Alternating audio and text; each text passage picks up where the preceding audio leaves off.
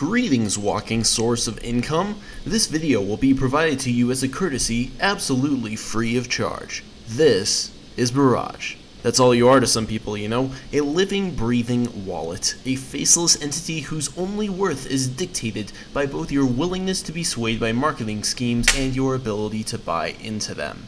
Of course, you already know there's an army of game developers and publishers who regard you as such. But now, let us mourn the new recruit of greed that is Overkill.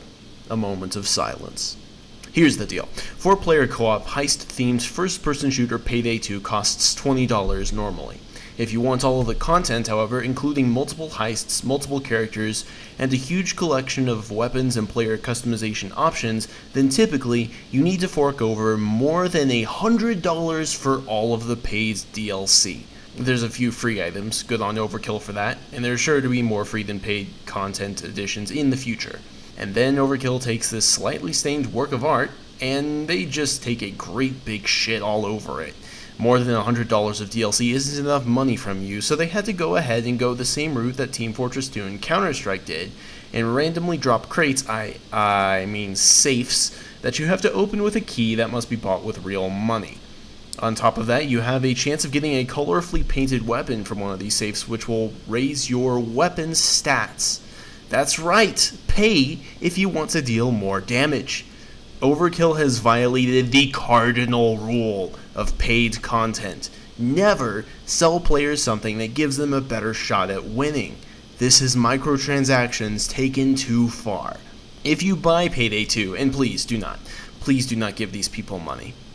If you buy Payday 2, then you are paying for access to software, which will constantly remind you that you have not yet paid Overkill as much as they think you should be paying them. You have paid for access to software that not only locks content from you, but continually throws it in your face. But Ethereal, why are you okay when TF2 and CSGO do it? I'm not, okay? I'm not okay when other games do it. But none have done it to such a scummy and greedy degree as Payday 2 has. This is pushing the industry boundaries. This is a blatant betrayal of trust, and is proven to be a flat-out lie, as Overkill has stated in the past that they would not do such a thing. This is arrogance, this is disrespect, this is pure greed. Now there's two possibilities. The first is that Overkill truly did not anticipate that their forums would explode with hatred, and that their game would receive thousands of negative reviews for the update.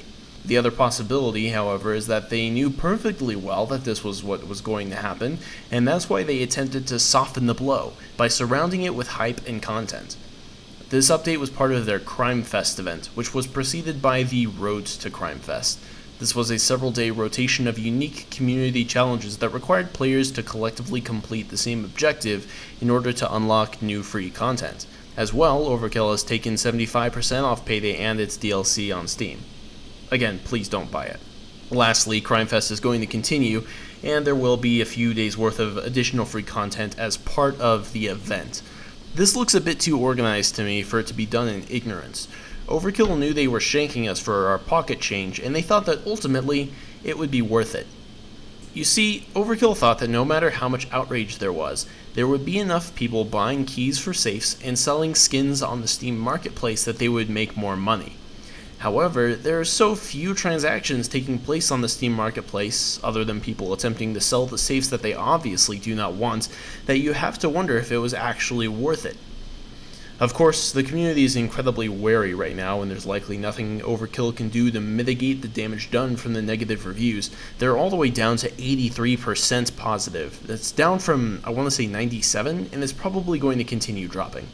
But the tide of irresponsible consumers will ebb on, and they may receive passive income from this change for years.